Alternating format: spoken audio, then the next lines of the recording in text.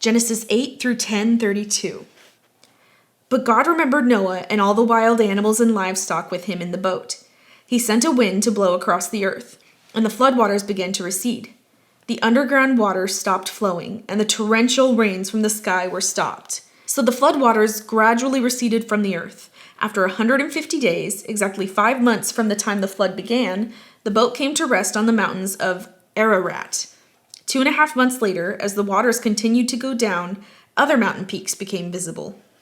After another 40 days, Noah opened the window he had made in the boat and released a raven. The bird flew back and forth until the floodwaters on the earth had dried up. He also released a dove to see if the water had receded and it could find dry ground. But the dove could find no place to land because the water still covered the earth. So it returned to the boat, and Noah held out his hand and drew the dove back inside. After waiting another 7 days, Noah released the dove again. This time, the dove returned to him in the evening with a fresh olive leaf in its beak. Then Noah knew that the floodwaters were almost gone. He waited another 7 days and then released the dove again.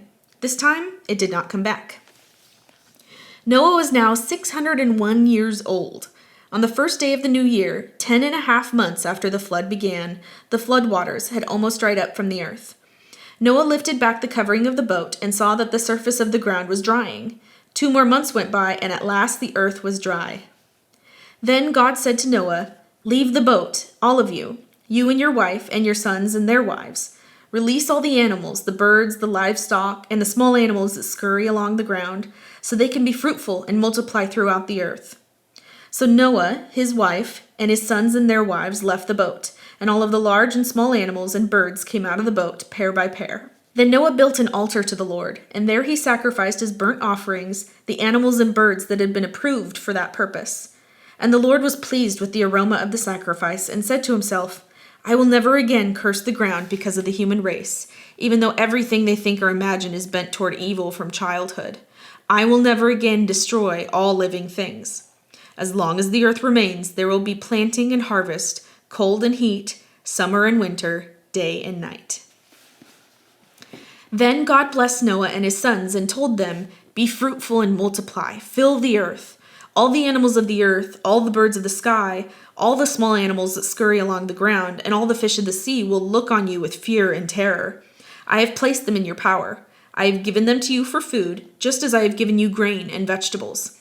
But you must never eat any meat that still has lifeblood in it. And I will require the blood of anyone who takes another person's life.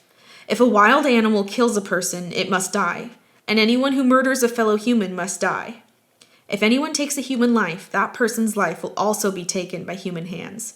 For God made human beings in his own image. Now be fruitful and multiply, and repopulate the earth." Then God told Noah and his sons, "I hereby confirm my covenant with you and your descendants, and with all the animals that were on the boat with you, the birds, the livestock, and all the wild animals, every living creature on earth. Yes, I am confirming my covenant with you. Never again will floodwaters kill all living creatures. Never again will a flood destroy the earth." Then God said, "I'm giving you a sign of my covenant with you and with all living creatures for all generations to come. I have placed my rainbow in the clouds. It is the sign of my covenant with you and with all the earth.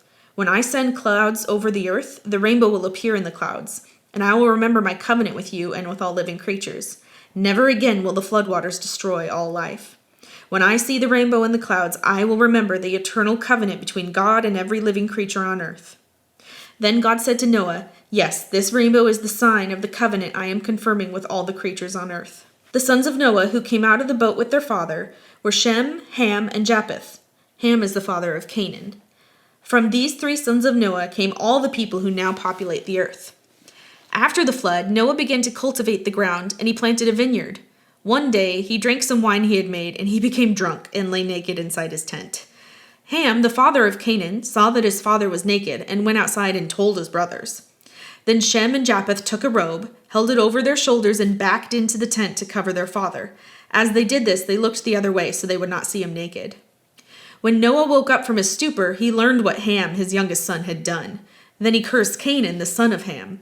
"May Canaan be cursed. May he be the lowest of servants to his relatives." Then Noah said, "May the Lord, the God of Shem, be blessed, and may Canaan be his servant. May God expand the territory of Japheth. May Japheth share the prosperity of Shem, and may Canaan be his servant." Noah lived another 350 years after the great flood. He lived 950 years, and then he died. This is the account of the families of Shem, Ham, and Japheth, the 3 sons of Noah. Many children were born to them after the great flood. The descendants of Japheth were Gomer, Magog, Madai, Javan, Tubal, Meshech, and Tyrus. The descendants of Gomer were Ashkenaz, Riphath, and Togarmah. The descendants of Javan were Elisha, Tarshish, Kittim, Rodanim. Their descendants became the seafaring peoples that spread out to various lands, each identified by its own language, clan, and national identity. The descendants of Ham were Cush, Mizraim, Put, and Canaan. The descendants of Cush were Seba, Havilah, Sabta, Raamah, Sabteka. The descendants of Raamah were Sheba and Dedan. Cush was also the ancestor of Nimrod, who was the first heroic warrior on earth. Since he was the greatest hunter in the world, his name became proverbial. People would say, "This man's like Nimrod, the greatest hunter in the world." He built his kingdom in the land of Babylonia with the cities of Babylon, Erech, Akkad, and Calneh. From there he expanded his territory to Assyria, building the cities of Nineveh, Rehoboth-ur, Calah, and Rezin, the great city located between Nineveh and Calah. Mizraim was the ancestor of the Ludites, Anamites, Lehabites, Naphtuhites, Pathrusites, Casluhites, and Caphtorites, with whom the Philistines came. Canaan's oldest son was Sidon, the ancestor of the Sidonians. Canaan was also the ancestor of the Hittites, Jebusites, Amorites, Girgashites, Hivites, Archites, Sinites, Arvadites, Zemarites, and Hamathatites.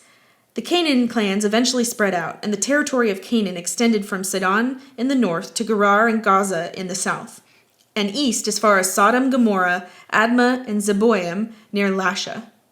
These were the descendants of Ham, identified by clan, language, territory, and national identity. Sons were also born to Shem, the older brother of Japheth. Shem was the ancestor of all the descendants of Eber. The descendants of Shem were Elam, Ashur, Arphaxad, Lud, and Aram. The descendants of Aram were Uz, Hul, Gether, and Mash. Arphaxad was the father of Shelah, and Shelah was the father of Eber. Eber had 2 sons. The first was named Peleg, which means division, for during his lifetime the people of the world were divided into different language groups. His brother's name was Joktan. Joktan was the ancestor of Almodad, Sheleph, Hazarmaveth, Jerah, Hadoram, Uzel, Diklah, Obal, Abimael, Sheba, Ophir, Havilah, and Jobab. All these were descendants of Joktan. The territory they occupied extended from Mesha all the way to Sephar in the eastern mountains. These were the descendants of Shem, identified by clan, language, territory, and national identity. These are the clans that descended from Noah's sons, arranged by nation according to their lines of descent. All the nations of the earth descended from these clans after the great flood. Matthew 4:12-25. When Jesus heard that John had been arrested, he left Judea and returned to Galilee. He first went to Nazareth, then left there and moved to Capernaum, beside the Sea of Galilee, in the region of Zebulun and Naphtali. This fulfilled what God said through the prophet Isaiah. In the land of Zebulun and of Naphtali, beside the sea beyond the Jordan River, in Galilee where so many Gentiles live, the people who sat in darkness have seen a great light. And for those who lived in the land where death cast its shadow, a light had shined. From then on, Jesus began to preach, "Repent of your sins and turn to God, for the kingdom of heaven is near." One day, as Jesus was walking along the shore of the Sea of Galilee, he saw 2 brothers, Simon, also called Peter, and Andrew, throwing a net into the water, for they fished for a living. Jesus called out to them, "Come, follow me, and I will show you how to fish for people." And they left their nets at once and followed him. A little farther up the shore, he saw 2 other brothers, James and John, sitting in a boat with their father Zebedee, repairing their nets, and he called to them too. They immediately followed him, leaving the boat and their father behind. Jesus traveled throughout the region of Galilee, teaching in the synagogues and announcing the good news about the kingdom. And he healed every kind of disease and illness. News about him spread as far as Syria, and people soon began bringing to him all who were sick.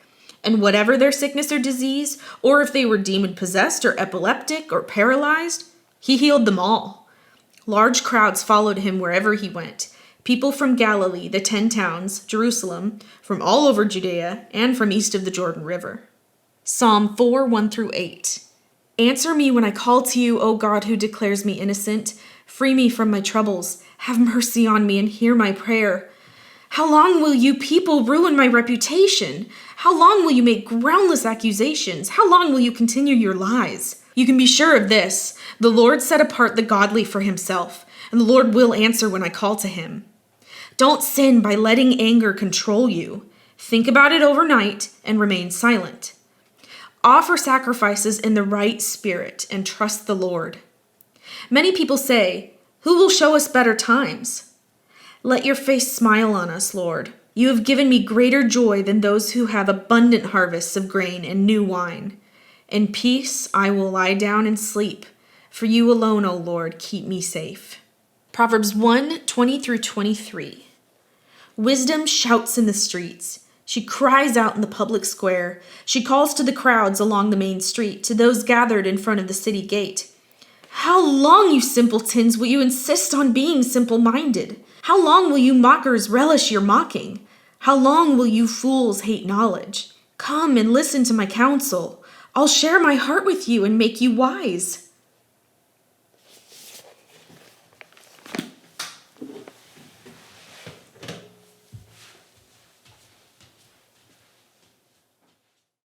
So the flood waters, blip, blip. The flood waters. Dang it. 10:32.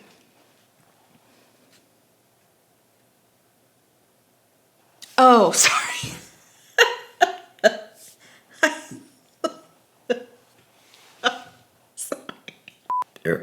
Sorry. Naf two heights. Okay, I'm gonna start that over. Hey, you stay there, little dog. You're so cute. I've got a runny nose. I should pick it on camera, but pretend like I don't know that people are watching. Be like, oh snap. I'm disgusting. I'm just kidding. Everybody picks a nose. Just a bit.